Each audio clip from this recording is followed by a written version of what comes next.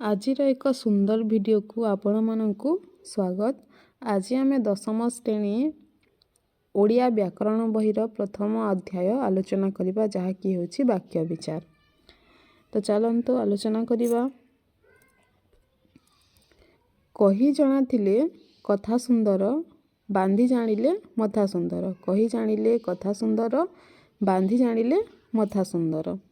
ମାନେ ବାନ୍ଧି ଜଣାଥିବା ବାନ୍ଧିବା ଜଣାଥିବା ମଥା ଯେମିତି ସୁନ୍ଦର ଦିଶେ, କହିବା ଜଣାଥିଲେ କଥା ସେମିତି ସୁନ୍ଦର ଲାଗେ। ସାଧାରଣ କଥାଟିକୁ କହି ଜାଣିଲେ ଖୁବ୍ ସୁନ୍ଦର ଜଣାଯାଏ। ମନୋଭାବକୁ ଆମର ବଚନ ଦ୍ୱାରା ପ୍ରକାଶ କରାଯାଏ। ଏଥିପାଇଁ କେତୋଟି ଅଥବା ସ୍ଥଳ ବିଶେଷରେ ଅନେକ ଶବ୍ଦ ଆମେ ବ୍ୟବହାର କରୁ। ପୁଣି ଶବ୍ଦକୁ ଶବ୍ଦ ଖଞ୍ଜା ଖଞ୍ଜି କରି କଥାବାର୍ତ୍ତା କରୁ। ଏହା ଫଳରେ କହିବା ବା ଭାବ ପ୍ରକାଶ କରିବା ସହଜ ହୁଏ। ଦେଖ ଯେ ଯଦି ଆମେ ଗୋଟିଏ କଥାକୁ କହି ଜାଣିଛେ, ମନର ଭାବକୁ ପ୍ରକାଶ କରିପାରୁଛେ, ଯେଉଁ କଥାଟା କହୁଛି ତା'ର କିଛି ଅର୍ଥ ରହିଛି, ତାହେଲେ ତାହାକୁ ଆମେ ବାକ୍ୟ ବୋଲି କହିପାରିବା। ଆଉ ଯଦି କଥାଟି କହୁଛି ତା'ର କିଛି ଅର୍ଥ ବାହାରୁ ନାହିଁ, ତାହା କିଛି ମନର ଭାବକୁ ପ୍ରକାଶ କରିପାରୁନାହିଁ, ତାହେଲେ ତାହାକୁ ବାକ୍ୟ କହିପାରିବା ନାହିଁ। ତେବେ ବାକ୍ୟ କାହାକୁ କୁହାଯାଏ? ଯେ ଏକ ବା ଏକାଧିକ ପଦ ମିଳିତ ହୋଇ ମନର ଭାବକୁ ସମ୍ପୂର୍ଣ୍ଣ ରୂପେ ପ୍ରକାଶ କଲେ ତାହାକୁ ବାକ୍ୟ କୁହାଯାଏ। ମାନେ ଏକ ବା ଏକାଧିକ ପଦ ମିଳିତ ହୋଇ ମନର ଭାବକୁ ସମ୍ପୂର୍ଣ୍ଣ ରୂପେ ପ୍ରକାଶ କଲେ, ମାନେ ଆମେ ଯାହା କହିବାକୁ ଚାହୁଁଛେ ତାହା ସମ୍ପୂର୍ଣ୍ଣ ରୂପେ ବୁଝା ପଡ଼ିଲେ, ତା'ର ଅର୍ଥ ଜଣା ପଡ଼ିଲେ ତାକୁ ବାକ୍ୟ କୁହାଯାଏ। ଯେମିତିକି ଉଦାହରଣ ନେବା, ଯେ ଉଦାହରଣରେ ଅରୁଣ କାଲି ଗୋଟିଏ ପଦ। ତ ଅରୁଣ କାଲି ଗୋଟିଏ ପଦରେ ଆମେ କିଛି ବୁଝିପାରୁନାହିଁ ଯେ ଏଇଟା କ'ଣ। ତାପରେ ଅଛି ଗଛରେ ଚଢ଼ି ଆଉ ଆମ୍ବ ତୋଳିଥିଲା। ତ ଏଇ ତିନିଟି ପଦ ରହିଛି। ତ ଏଇ ତିନୋଟି ପଦ ଯଦି ଆମେ ଅଲଗା ଅଲଗା ଦେଖିବା ବା କହିବା, ତାହେଲେ ଏହା ହେଉଛି ମାନେ ଅସମ୍ପୂର୍ଣ୍ଣ ବାକ୍ୟ। ଏହାକୁ ବାକ୍ୟ କୁହାଯାଇ ପାରିବ ନାହିଁ। ତାହେଲେ ଯଦି ଆମେ ଏଇ ତିନିଟି ପଦକୁ ଏକା ସାଙ୍ଗରେ ମିଶାଇ ଏକା ସାଙ୍ଗରେ ରଖି କହିବା, ତ ଅରୁଣ କାଲି ଗଛରେ ଚଢ଼ି ଆମ୍ବ ତୋଳିଥିଲା, ତ ଏହା ହେଉଛି ଗୋଟିଏ ବାକ୍ୟ ହୋଇପାରିବ। ମାନେ ସମ୍ପୂର୍ଣ୍ଣ ଭାବେ ମନର ଭାବକୁ ପ୍ରକାଶ କରିପାରିଲା, ତାହେଲେ ଏହାକୁ ଆମେ ବାକ୍ୟ କହିପାରିବା। ତ ଗୋଟିଏ ଶୁଦ୍ଧ ବାକ୍ୟ ହେବା ପାଇଁ ବାକ୍ୟରେ କିଛି ଜିନିଷ ଦରକାର, ଯେମିତି ଯୋଗ୍ୟତା, ଆକାଂକ୍ଷା, ଆସକ୍ତି, ଖଣ୍ଡବାକ୍ୟ, ବାକ୍ୟାଂଶ, ଏହିସବୁକୁ ଆଲୋଚନା କରିବା। ପ୍ରଥମେ ରହିଲା ଯୋଗ୍ୟତା। ଯୋଗ୍ୟତା କ'ଣ? ଯେ ଗୋଟିଏ ବାକ୍ୟ ମାନେ ଯଦି ବାକ୍ୟଟି ରହିଛି ସେଥିରେ ଯୋଗ୍ୟତା ରହିବା ଦରକାର। ମାନେ କହୁଛୁ ନା ବାଲକଟି ଉଡ଼ୁଛି, ବାଲକଟି ଉଡ଼ୁଛି, ବାଲକ ଉଡ଼ିବାର ଯୋଗ୍ୟତା ଅଛି ନାହିଁ, ତ ବାଲକ କେମିତି ଉଡ଼ିଲା? ଯଦି ବାଲକଟି ଉଡ଼ି ପାରୁଥାନ୍ତା ତାହେଲେ ଆମେ କହିପାରନ୍ତା ଯେ ବାଲକଟି ଉଡ଼ୁଛି। ତ ଏଠାରେ ବାଲକ ଉଡ଼ିପାରେ ନାହିଁ, ତ ଯୋଗ୍ୟତାର ଅଭାବ ରହିଛି। ସେମିତି ଅଛି ଛେଳି ଗୀତ ଗାଉଛି, ଛେଳି ଗୀତ ଗାଏ? ଛେଳି ଗୀତ ଗାଇପାରିବ ନାହିଁ, ତେଣୁ ଏଠାରେ ମଧ୍ୟ ଯୋଗ୍ୟତାର ଅଭାବ ରହିଛି। ପୁଣି ଅଛି ଗଛଟି ପାଣିରେ ଜଳିଗଲା। ଗଛଟି ପାଣିରେ କେମିତି ଜଳିବ? ତ ଏହି ବାକ୍ୟ ଗୁଡ଼ିକରେ ଯୋଗ୍ୟତାର ଅଭାବ ରହିଛି। ତେବେ ଏହାକୁ ଆମେ ବାକ୍ୟ କହିପାରିବା ନାହିଁ। ଯଦି ବାକ୍ୟରେ ଯୋଗ୍ୟତା ଥାଏ ତାହେଲେ ବାକ୍ୟଟି ସମ୍ପୂର୍ଣ୍ଣ ବାକ୍ୟ ହୋଇପାରିବ। ଯେମିତିକି ଏଠାରେ ହୋଇପାରିବ ଯେ ବାଲକଟି ଦୌଡ଼ୁଅଛି। ବାଲକଟି ଦୌଡ଼ିପାରେ, ତ ଦୌଡ଼ୁଅଛି, ଏହାର ଯୋଗ୍ୟତା ରହିଛି। ସବିତା ଗୀତ ଗାଉଅଛି, ସବିତା ଗୀତ ଗାଇପାରିବ ନା କି ଛେଳି? ଗଛଟି ନିଆଁରେ ପୋଡ଼ିଗଲା। ଗଛଟି ନିଆଁରେ ପୋଡ଼ିଗଲା, ମାନେ ପାଣିରେ ତ ପୋଡ଼ିପାରିବ ନାହିଁ, ତ ଗଛଟି ନିଆଁରେ ପୋଡ଼ିଗଲା। ତ ବର୍ତ୍ତମାନ ଏହି ତିନୋଟି ବାକ୍ୟରେ କ'ଣ ଯୋଗ୍ୟତା ରହିଛି ହେଲା। ତ ବାକ୍ୟରେ ବ୍ୟବହାର କରାଯାଇଥିବା ପଦ ଗୁଡ଼ିକର ପାରସ୍ପରିକ ସମ୍ବନ୍ଧକୁ ଯୋଗ୍ୟତା କୁହାଯାଏ। ମାନେ ବାକ୍ୟରେ ଯେଉଁ ବ୍ୟବହାର କରୁଛୁ ପଦ ଗୁଡ଼ିକ, ସେହି ପଦ ଗୁଡ଼ିକ ପରସ୍ପର ମଧ୍ୟରେ ଯଦି ସମ୍ବନ୍ଧ ରହିଥିବ ତାହେଲେ ସେହି ବାକ୍ୟକୁ ଆମେ ଯୋଗ୍ୟତା କହିବା ମାନେ ସେଇ ବାକ୍ୟରେ ଯୋଗ୍ୟତା ଅଛି ଏବଂ ତାହା ଗୋଟିଏ ବାକ୍ୟ ହୋଇପାରିବ। ତେଣୁ ବାକ୍ୟ ସମ୍ପୂର୍ଣ୍ଣ ହେବା ପାଇଁ, ଗୋଟିଏ ଶୁଦ୍ଧ ବାକ୍ୟ ହେବା ପାଇଁ ଯୋଗ୍ୟତା ହେଉଛି ଅତ୍ୟନ୍ତ ଜରୁରୀ। ତାପରେ 2 ନମ୍ବର ହେଲା ଆକାଂକ୍ଷା। ଆକାଂକ୍ଷା କ'ଣ? ଦେଖ, ମଦନ ସହିତ ମାନେ ବାକ୍ୟଟି ପୂର୍ଣ୍ଣ ନୁହେଁ, ଏହା କିଛି କଥାକୁ ଅପେକ୍ଷା କରିଛି। ସେହିପରି ରବିବାର ଦିନ ଚପଲା, ଏହା ମଧ୍ୟ କିଛି ଅଂଶ ଅଟେ, ମାନେ କିଛି ପଦକୁ ଅପେକ୍ଷା କରି ରହିଛି। ତାହା ଯଦି କିଛି ପଦର ପୂରଣ ହେଲେ ବାକ୍ୟଟି ସମ୍ପୂର୍ଣ୍ଣ ହୋଇପାରିବ। ଯେମିତିକି କ'ଣ?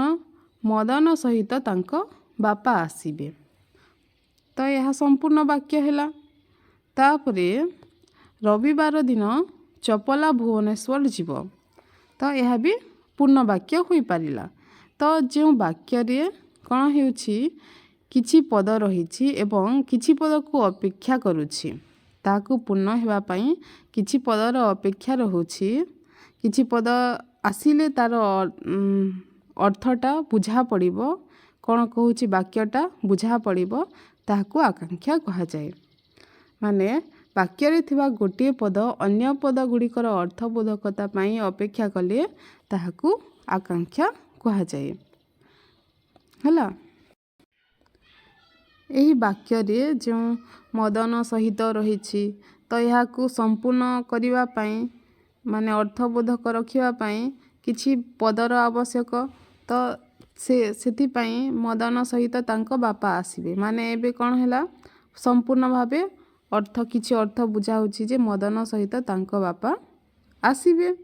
ତ ଏଠାରେ ହେଲା ଆକାଂକ୍ଷା, ମାନେ ସେଇ ପଦକୁ ଯେଉଁ ଅପେକ୍ଷା କରି ରହିଛି ତାହାକୁ ଆକାଂକ୍ଷା କୁହାଯାଉଛି। ତ ସମ୍ପୂର୍ଣ୍ଣ ଭାବରେ ଗୋଟିଏ ବାକ୍ୟ ହେବା ପାଇଁ ଆକାଂକ୍ଷାର ମଧ୍ୟ ଆବଶ୍ୟକତା ରହିଛି। ତାପରେ ଆସିଲା ଆସକ୍ତି। ଆସକ୍ତି କ'ଣ? ଯେ ଦେଖ, ହୋଇ ହେଲେ ପ୍ରାପ୍ତ ବୁଦ୍ଧତ୍ୱ ଗୌତମ ତପସିଦ୍ଧ। ହୋଇ ହେଲେ ପ୍ରାପ୍ତ ବୁଦ୍ଧତ୍ୱ ଗୌତମ ତପସିଦ୍ଧ। ଏହି ବାକ୍ୟରେ କିଛି ଜାଣିପାରୁଛ? ଦେଖ, ଆଉ ଗୋଟିଏ ଅଛି ଯେ ଉଭୟେ ଏ ମିଶି ଛବି ଓ ବନ୍ଦନା ଆଙ୍କିଛନ୍ତି ଚନ୍ଦନା। ତ ଏହି ବାକ୍ୟରେ ମଧ୍ୟ କିଛି ବୁଝା ପଡ଼ୁନାହିଁ।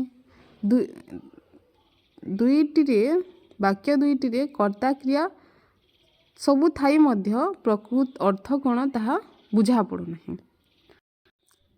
କାହିଁକି ନା ଉଭୟ ବାକ୍ୟରେ ପଦଗୁଡ଼ିକ ଯାହା ଉପରେ ଯିଏ ରହିବା କଥା, ମାନେ କର୍ତ୍ତା କ୍ରିୟା ଯାହା ଉପରେ ଯିଏ ରହିବା ଆବଶ୍ୟକ ସେହିପରି ରହିନାହିଁ, ଯେଉଁଥିପାଇଁ କି ବାକ୍ୟଟି ଆମକୁ ବୁଝା ପଡ଼ୁନାହିଁ, ଅର୍ଥ ଗୁଡ଼ିକ ବୁଝା ପଡ଼ୁନାହିଁ। ଏବେ ଜାଣିପାରିବା ଯେ କ'ଣ?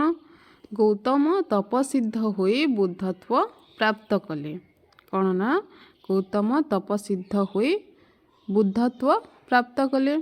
ତ ଏହା କ'ଣ ସମ୍ପୂର୍ଣ୍ଣ ଅର୍ଥକୁ ବୁଝାଉଛି, ମାନେ ବାକ୍ୟଟି ବୁଝି ହେଉଛି। ତାପରେ ସେକେଣ୍ଡରେ ଅଛି ଚନ୍ଦନା ଓ ବନ୍ଦନା ଉଭୟେ ମିଶି ଏ ଛବି ଆଙ୍କିଛନ୍ତି। ଚନ୍ଦନା ଓ ବନ୍ଦନା ଉଭୟେ ମିଶି ଗୋଟିଏ ଛବି ଆଙ୍କିଛନ୍ତି। ତ ଏଇଟାରେ ସମ୍ପୂର୍ଣ୍ଣ ଭାବରେ ଅତି ସୁନ୍ଦର ଭାବରେ ବୁଝା ପଡ଼ୁଛି। ତ କ'ଣ ଯେ ବାକ୍ୟରେ ଥିବା ପଦ ଯୋଜନା ବା ସୌନ୍ଦର୍ଯ୍ୟ ହେଉଛି ଆସକ୍ତି। ଆସକ୍ତି କ'ଣ? ଯେ ବାକ୍ୟରେ ଯେଉଁ ପଦ ଯୋଜନା, ମାନେ ଯେଉଁ ବାକ୍ୟରେ କର୍ତ୍ତା କ୍ରିୟା ରହିଛି ଏବଂ କାହା ଉପରେ କେଉଁଟା ଆସିବ ସେଇଟା ରହିବା ନିତାନ୍ତ ଆବଶ୍ୟକ ଅଟେ। ଏହାଦ୍ୱାରା କ'ଣ ହେବ ଯେ କାହା ଉପରେ କେଉଁ ପଦ ରହିଲେ ତାହା ବାକ୍ୟର ଭାବକୁ ସ୍ପଷ୍ଟ ଭାବରେ ପ୍ରକାଶ କରିବ, ତାହା ବୁଝାଯାଏ। ଆସକ୍ତିକୁ ମଧ୍ୟ ପଦ ବିନ୍ୟାସ କୁହାଯାଏ। କ'ଣ? ଯେ କେଉଁ ପଦ ପରେ କେଉଁ ପଦ ରହିଲେ ବାକ୍ୟଟି ସ୍ପଷ୍ଟ ଭାବରେ ପ୍ରକାଶ କରିପାରିବ, ମାନେ ତା'ର ଅର୍ଥକୁ ବୁଝିପାରିବା ଆମେ, ତାକୁ ଆସକ୍ତି କୁହାଯାଏ। ଆଉ ଯଦି ଏମିତି ରହିଲା ଯେ ହୋଇ ହେଲେ ପ୍ରାପ୍ତ ବୁଦ୍ଧତ୍ୱ ଗୌତମ ତପସିଦ୍ଧ, ମାନେ ଏହାରେ କିଛି ଅର୍ଥ ବୁଝା ପଡ଼ୁନାହିଁ, ତାହା ବାକ୍ୟ ବୋଲି ଲାଗୁନାହିଁ। ତ ସେଇଥିପାଇଁ ବାକ୍ୟରେ ଆସକ୍ତି ମଧ୍ୟ ଏକ ଗୁରୁତ୍ୱପୂର୍ଣ୍ଣ ଅଂଶ ଅଟେ। ତାପରେ ରହିଛି ବାକ୍ୟାଂଶ। ବାକ୍ୟାଂଶ କ'ଣ? ହରିହରଙ୍କ କଥା ଶୁଣି ମା। ତାପରେ ରହିଛି ଘଣ୍ଟା ବାଜିଲା ଅଥଚ ପିଲାମାନେ। ଏହି ବାକ୍ୟ ଦ୍ୱୟରେ ମାନେ ସମ୍ପୂର୍ଣ୍ଣ ନୁହେଁ, ମାନେ କେତୋଟି ପଦର ଆବଶ୍ୟକତା ରହିଛି ଏହି ବାକ୍ୟକୁ ପୂରଣ କରିବା ପାଇଁ। ବାକ୍ୟଟି ସମ୍ପୂର୍ଣ୍ଣ ଭାବରେ ଜାଣିବା ପାଇଁ, ତା'ର ଅର୍ଥକୁ ବୁଝିବା ପାଇଁ ଆଉ କିଛି ପଦର ଆବଶ୍ୟକ, ଯେମିତିକି ହରିହରଙ୍କ କଥା ଶୁଣି ମା ଆଶ୍ଚର୍ଯ୍ୟ ହେଲେ। ତ ଏଇଠାରେ ଯଦି ଆଶ୍ଚର୍ଯ୍ୟ ହେଲେ ଲାଗିଲା, ତେବେ ବାକ୍ୟଟି ସମ୍ପୂର୍ଣ୍ଣ ହେଉଛି। ତାପରେ ଅଛି ଘଣ୍ଟା ବାଜିଲା ଅଥଚ ପିଲାମାନେ। କ'ଣ? ଘଣ୍ଟା ବାଜିଲା ଅଥଚ ପିଲାମାନେ ଶ୍ରେଣୀକୁ ଆସିଲେ ନାହିଁ। ଯଦି ଏଇ ଜାଗାରେ ଶ୍ରେଣୀକୁ ଆସିଲେ ନାହିଁ ରହିଲା, ତେବେ ବାକ୍ୟଟି ସମ୍ପୂର୍ଣ୍ଣ ହେବ। ହେଲା। ତ ପ୍ରଥମ ଏହି ଦୁଇ ବାକ୍ୟରେ ପୂର୍ଣ୍ଣ ବାକ୍ୟର ଏକ ଏକ ଅଂଶ ଅଟନ୍ତି। ହେଲା। ପୂର୍ବ ବାକ୍ୟର ପୂର୍ଣ୍ଣ ବାକ୍ୟର କିଛି କିଛି ଅଂଶ ଅଟନ୍ତି, ତେଣୁ ଏହାକୁ କୁହାଯାଏ ବାକ୍ୟାଂଶ। ଏହାକୁ ଆମେ କହିବା ବାକ୍ୟାଂଶ। ତ ବାକ୍ୟରେ ବୁଝା ପଡ଼ୁଥିବା ନିର୍ଦ୍ଦିଷ୍ଟ ଅଂଶକୁ ବା ନିର୍ଦ୍ଦିଷ୍ଟ କେତୋଟି ପଦ ସଂହତିକୁ ବାକ୍ୟାଂଶ କୁହାଯାଏ। ବୁଝିହେଲା ଯେ ବାକ୍ୟରେ ବୁଝା ପଡ଼ୁଥିବା ନିର୍ଦ୍ଦିଷ୍ଟ ଅଂଶକୁ ବା ପଦ ସଂହତିକୁ ବାକ୍ୟାଂଶ କୁହାଯାଏ। ତାପରେ ହେଲା ଖଣ୍ଡବାକ୍ୟ। ଖଣ୍ଡବାକ୍ୟ କ'ଣ? ଯେଉଁମାନେ ବୃଥାରେ ସମୟ କାଟନ୍ତି। ସେକେଣ୍ଡ, କିଏ ପ୍ରଥମ ହେବ? ଯେଉଁମାନେ, ଏଠାରେ ଯେଉଁମାନେ ହେଉଛି କର୍ତ୍ତା, କାଟନ୍ତି ହେଉଛି କ୍ରିୟାପଦ। ତାପରେ ଠିକ୍ ସେହିପରି କିଏ ହେଉଛି କର୍ତ୍ତା ଆଉ ହେବ ହେଉଛି କ୍ରିୟାପଦ। ତ ଏହି ଦୁଇ ବାକ୍ୟରେ କର୍ତ୍ତା କ୍ରିୟା ଥାଇ ମଧ୍ୟ ମନର ଭାବକୁ ସମ୍ପୂର୍ଣ୍ଣ ରୂପେ ପ୍ରକାଶ କରିପାରୁନାହିଁ, ତେଣୁ ଏହାକୁ ଆମେ ଖଣ୍ଡବାକ୍ୟ ବୋଲି କହିବା। ଖଣ୍ଡବାକ୍ୟ କାହାକୁ କୁହାଯାଏ? ଯେ ସମସ୍ତ ବାକ୍ୟର ସମାପିକା କ୍ରିୟାଯୁକ୍ତ ଅଂଶଟିକୁ ଖଣ୍ଡବାକ୍ୟ ବୋଲି କୁହାଯାଏ। ହେଲା। ଯଦି ବାକ୍ୟର ସମାପିକା କ୍ରିୟାଯୁକ୍ତ ଅଂଶଟିକୁ ଖଣ୍ଡବାକ୍ୟ କହିପାରିବା। ତ ତାପରେ ରହିଲା ପ୍ରଶ୍ନାବଳୀ। ବାକ୍ୟ କାହାକୁ କୁହାଯାଏ? ଉଦାହରଣ ସହ ଦର୍ଶାଅ। ସାର୍ଥକ ବାକ୍ୟର କି କି ଲକ୍ଷଣ ଥାଏ? ତ ପ୍ରଶ୍ନାବଳୀ ଅନ୍ୟ ଭିଡ଼ିଓରେ ଆଲୋଚନା କରିବା। ଏବେ ଆଲୋଚନା କରିବା ପଦବିନ୍ୟାସ। ପଦବିନ୍ୟାସ କ'ଣ? ଯେ କହି ବୋଲି ପାରେ ଯେ ପଚା ଚିଙ୍ଗୁଡ଼ି ବିକେ ସେ। ମାନେ କ'ଣ? ଯେ ଭଲ ଭାବରେ କଥା କହି ଜାଣେ। ଭଲ ଭାବରେ କଥା କହି ଜଣାଥିବା ବ୍ୟକ୍ତି ଖରାପକୁ ମଧ୍ୟ ଭଲ ବୋଲି ସାବ୍ୟସ୍ତ କରିପାରେ। କହିବା ଜଣା ହେଉଛି ବାକ୍ୟରେ ଗଢ଼ା କୌଶଳ। ତେବେ ଶୁଦ୍ଧ ବାକ୍ୟ ଗଢ଼ିବାକୁ ହେଲେ କେତୋଟି ବିଷୟ ପ୍ରତି ଯତ୍ନଶୀଳ ହେବାକୁ ପଡ଼ିବ। ଏହାକୁ ବାକ୍ୟର ପଦବିନ୍ୟାସ ବୋଲି କୁହାଯାଏ।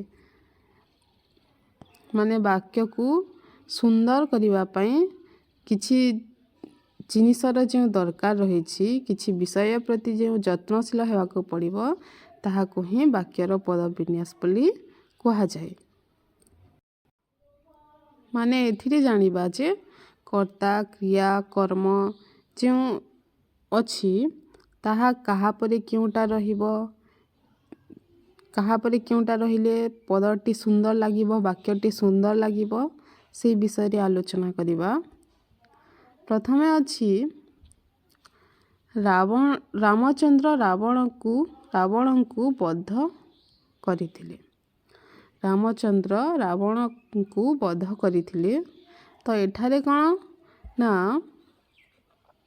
ରାମଚନ୍ଦ୍ର ହେଉଛନ୍ତି କର୍ତ୍ତା ଆଉ କରିଥିଲେ ହେଉଛି କ୍ରିୟା। ରାମଚନ୍ଦ୍ର କର୍ତ୍ତା ଆଉ କରିଥିଲେ କ୍ରିୟାପଦ। ତ ବାକ୍ୟରେ କ'ଣ ହୁଏ? ଯେ ବାକ୍ୟର ଆରମ୍ଭରେ କର୍ତ୍ତା ଓ ଶେଷରେ କ୍ରିୟାପଦ ରୁହେ। ମନେ ରଖିବା ଉଚିତ ଯେ ବାକ୍ୟର ଆରମ୍ଭରେ କର୍ତ୍ତା ଓ ଶେଷରେ କ୍ରିୟାପଦ ରହିଥାଏ। ତାପରେ ରହିଛି ଅକ୍ଷୟ ଗୋଟିଏ ଭଲ ଗୀତ ଗାଇଲେ। ଏଠାରେ କ'ଣ ଗାଇଲେ ହେଉଛି କ୍ରିୟାପଦ, ଗୀତ ହେଉଛି କର୍ମ, ଆଉ ଗୀତ ପରେ ଗାଇଲେ ରହିଛି। ତ କ'ଣ ହେଇଛି ଏଠାରେ ଯେ ବାକ୍ୟରେ କ୍ରିୟା ସକର୍ମକ ହୋଇଥିଲେ କର୍ମପଦଟି କ୍ରିୟା ପୂର୍ବରୁ ରହେ। ହେଲା, ତାପରେ ରହିଛି ପଣ୍ଡିତ ଶିଷ୍ୟମାନଙ୍କୁ ଉପଦେଶ ଦେଲେ। ଶିଷ୍ୟମାନଙ୍କୁ ହେଉଛି ଗୌଣ କର୍ମ ଆଉ ଉପଦେଶ ଦେବା ହେଉଛି ମୁଖ୍ୟ କର୍ମ। ତ ବାକ୍ୟରେ ଦ୍ୱିକର୍ମକ କ୍ରିୟା ରହିଛି ଯେଉଁଟାକି ଗୌଣ କର୍ମ ଆଉ ମୁଖ୍ୟ କର୍ମ। ତ ଗୌଣ କର୍ମ ପରେ ମୁଖ୍ୟ କର୍ମର ବ୍ୟବହାର କରାଯାଏ। ଆମକୁ କ'ଣ ମନେ ରଖିବାର ଅଛି ଯେ ଗୌଣ କର୍ମ ପରେ ମୁଖ୍ୟ କର୍ମର ବ୍ୟବହାର କରାଯାଏ।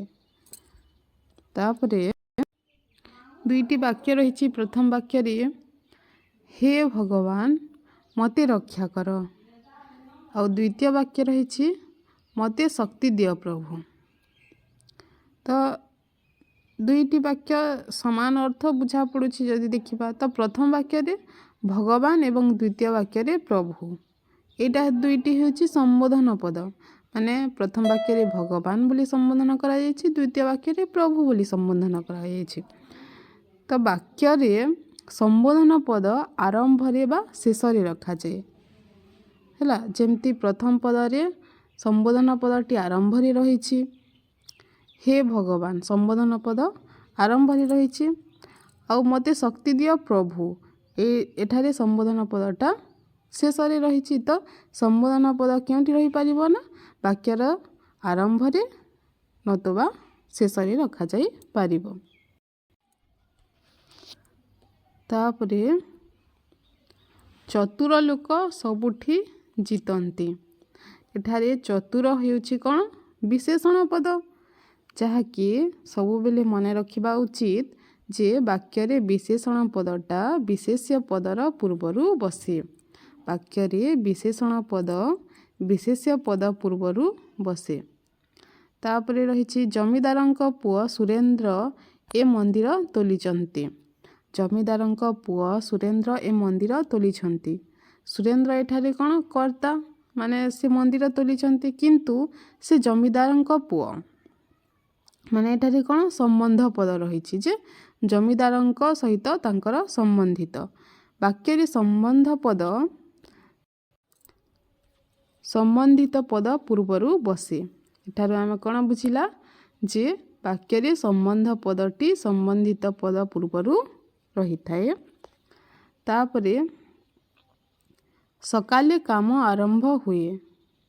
ତ ଏଠାରେ କ'ଣ ସକାଳେ ହେଉଛି ଅଧିକରଣ କାରକ। ସକାଳେ ହେଉଛି ଅଧିକରଣ କାରକ, ଯାହାକି ଆମ ବାକ୍ୟର ଆରମ୍ଭରେ ରହିଛି। ତ ଏଠାରେ ଆମେ କ'ଣ ଜାଣିଲା ଯେ ବାକ୍ୟର ଆରମ୍ଭରେ ବେଳେ ବେଳେ ଅଧିକରଣ କାରକ ରଖାଯାଏ। ତାପରେ ରହିଛି ଏହା କେବଳ ସମ୍ଭବ ହେବ କଠିନ ପରିଶ୍ରମ ଦ୍ୱାରା।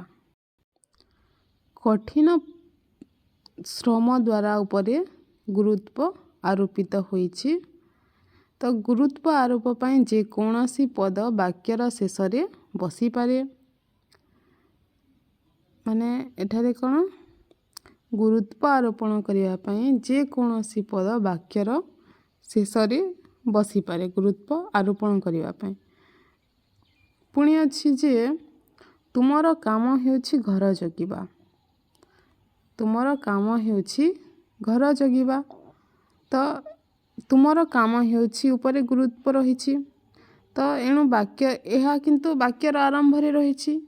ତ ବାକ୍ୟର ଆରମ୍ଭରେ ଗୁରୁତ୍ୱ ଆରୋପଣ କରିବା ପାଇଁ ଥିବା ବାକ୍ୟାଂଶ ବସିପାରେ। ବାକ୍ୟର ଆରମ୍ଭରେ ଗୁରୁତ୍ୱ ଆରୋପଣ ପାଇଁ ଥିବା ବାକ୍ୟାଂଶଟି ରହିପାରେ। ତ ଏହାକୁ ମନେ ରଖିବାକୁ ହେବ।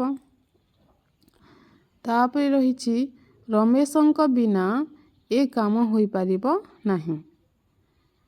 କାହା ବିନା ହୋଇପାରିବ ନାହିଁ? ରମେଶଙ୍କ ବିନା ଏ କାମ ହୋଇପାରିବ ନାହିଁ। ତ ଏଠାରେ ହେଉଛି ବିନା ପଦଟି ହେଉଛି ଅବ୍ୟୟ ପଦ। ହେଲା, ରମେଶଙ୍କ ବିନା ଯେଉଁ ଅଛି ଏହି ବିନା ପଦଟି ହେଉଛି ଅବ୍ୟୟ ପଦ ଓ ରମେଶଙ୍କ ସହିତ ସମ୍ବନ୍ଧିତ ଅଟେ। ତ ବାକ୍ୟରେ ପଦାନ୍ୱିତ ଅବ୍ୟୟ ସମ୍ବନ୍ଧିତ ପଦର ପରେ ବ୍ୟବହୃତ ହୋଇଥାଏ। କ'ଣ? ବାକ୍ୟରେ ପଦାନ୍ୱିତ ଅବ୍ୟୟରେ ଯେଉଁ ସମ୍ବନ୍ଧିତ ପଦଟି ରହିଛି ତାହାକୁ ପଦର ପରେ ବ୍ୟବହାର କରାଯାଏ। ରମେଶଙ୍କ ବିନା ଏ କାମ ହୋଇପାରିବ ନାହିଁ। ତ ବାକ୍ୟରେ ପଦାନ୍ୱୟୀ ଅବ୍ୟୟ ସମ୍ବନ୍ଧିତ ପଦର ପରେ ଯାହା ରହିଲା ତାକୁ ବ୍ୟବହାର କରାଯାଇଛି। ସେହିପରି ବାପା ଜେଜେଙ୍କ ଓ ଜେଜେମାଙ୍କର ଯତ୍ନ ନିଅନ୍ତି। ବାପା ଜେଜେଙ୍କର ଯତ୍ନ ନିଅନ୍ତି, ଜେଜେମାଙ୍କର ଯତ୍ନ ନିଅନ୍ତି। ତ ବାକ୍ୟରେ ବିଭିନ୍ନ ବ୍ୟକ୍ତିଙ୍କ ସମ୍ବନ୍ଧରେ ବୁଝାଇବାକୁ ହେଲେ ପ୍ରତ୍ୟେକ ସମ୍ବନ୍ଧ ପଦ ବିଭକ୍ତିଯୁକ୍ତ ହୁଏ। ହେଲା। ତାପରେ ରହିଛି ଚନ୍ଦ୍ରମୋହନ କଟକ ଗଲା ନାହିଁ। ଚନ୍ଦ୍ରମୋହନ କଟକ ଗଲା ନାହିଁ, କାଲି ତମେ ଘରେ ନଥିଲ। ତ ଏହି ଦୁଇ ବାକ୍ୟରେ ପ୍ରଥମ ବାକ୍ୟରେ ନାହିଁ, ଗଲା, ଏଇ ଦୁଇଟା କ'ଣ ରହିଛି? ପରେ ରହିଛି, ବାକ୍ୟର ଶେଷରେ ରହିଛି। କିନ୍ତୁ କାଲି ତମେ ଘରେ ନଥିଲ। ଦ୍ୱିତୀୟ ବାକ୍ୟରେ ନଥିଲ, ମାନେ ନ ଶବ୍ଦଟି କ'ଣ ପୂର୍ବରୁ ରହିଛି, ଥିଲ ଶବ୍ଦର ପୂର୍ବରୁ ନ ଶବ୍ଦଟି ରହିଛି। ତ ବାକ୍ୟରେ ନାହିଁ ବା ନାହିଁ ସଂଯୁକ୍ତ ପଦ କ୍ରିୟାପଦ ପରେ ବସେ ଓ ନ କ୍ରିୟାପଦ ପୂର୍ବରୁ ବସେ। ମାନେ ନାହିଁ ଶବ୍ଦଟି କ୍ରିୟାପଦର ପରେ ବସେ ଏବଂ ନ ଶବ୍ଦଟି କ୍ରିୟାପଦର ପୂର୍ବରୁ ବସେ। ଏହାକୁ ମନେ ରଖିବାକୁ ହେବ ଯେ ନାହିଁ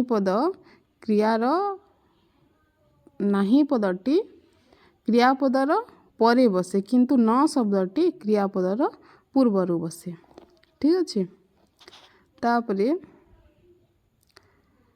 ରାଘବ ସୁଦାମକୁ ବେତରେ ପିଟିଲେ। ରାଘବ ବେତରେ ସୁଦାମକୁ ପିଟିଲେ। ହେଲା, ରାଘବ ସୁଦାମକୁ ବେତରେ ପିଟିଲେ, ରାଘବ ବେତରେ ସୁଦାମକୁ ପିଟିଲେ। ବାପା ଗୋପାଳକୁ ବହିଟିଏ ଦେଲେ। ବାପା ବହିଟିଏ ଗୋପାଳକୁ ଦେଲେ। ନରେଶ ବ୍ୟବସାୟରୁ ବହୁତ ରୋଜଗାର କରୁଛି। ନରେଶ ବହୁତ ରୋଜଗାର ବ୍ୟବସାୟରୁ କରୁଛି। ମିତା ଶିକ୍ଷକଙ୍କୁ ଘରେ ଦେଖାକଲା। ମିତା ଘରେ ଶିକ୍ଷକଙ୍କୁ ଦେଖାକଲା। ତ ବାକ୍ୟରେ କରଣ, ସମ୍ପ୍ରଦାନ, ଅପାଦାନ ଓ ଅଧିକରଣ କାରକର ପଦ କର୍ମର ପରେ ବା ପୂର୍ବରୁ ବ୍ୟବହୃତ ହୋଇପାରେ। ତ ଏହି ଯେଉଁ ଚାରୋଟି ବାକ୍ୟ ଅଛି ତ ଯେଉଁ ପ୍ରକାରେ କହିଲେ ମାନେ ରାଘବ ସୁଦାମକୁ ବେତରେ ପିଟିଲେ ବି ବାକ୍ୟ ଠିକ୍ ଅଛି, ଆଉ ରାଘବ ବେତରେ ସୁଦାମକୁ ପିଟିଲେ ତାହା ବି ଠିକ୍ ଅଛି। ତ କ'ଣ ହେବ ଏଠାରେ? ବାକ୍ୟରେ କରଣ, ସମ୍ପ୍ରଦାନ, ଅପାଦାନ, ଅଧିକରଣ କାରକ ଯଦି ଅଛି ପଦ କର୍ମର ପରେ ବା ପୂର୍ବରୁ ବ୍ୟବହୃତ ହୋଇପାରିବ, କିଛି ଅସୁବିଧା ନାହିଁ। ତ ଏତିକି ରହିଲା ବାକ୍ୟ ବିଚାର ପାଠଟି। ପରବର୍ତ୍ତୀ ଭିଡ଼ିଓରେ ଆମେ ଏହି ପ୍ରଶ୍ନ ଗୁଡ଼ିକ ଆଲୋଚନା କରିବା। ଏତିକିରେ ଆଜିର ଭିଡ଼ିଓକୁ ସମାପ୍ତ କରିବା। ଯଦି ଭିଡ଼ିଓଟି ଭଲ ଲାଗିଥିଲେ ଲାଇକ୍, ସେୟାର, ସବସ୍କ୍ରାଇବ୍ କରିଦେବେ। ଯଦି ଭିଡ଼ିଓଟି ଭଲ ଲାଗିଥିବ ତେବେ ନିଶ୍ଚୟ ଭାବରେ ଗୋଟିଏ ଲାଇକ୍, ସେୟାର ଏବଂ ସବସ୍କ୍ରାଇବ୍ କରନ୍ତୁ। ମିଳିବ। ଧନ୍ୟବାଦ।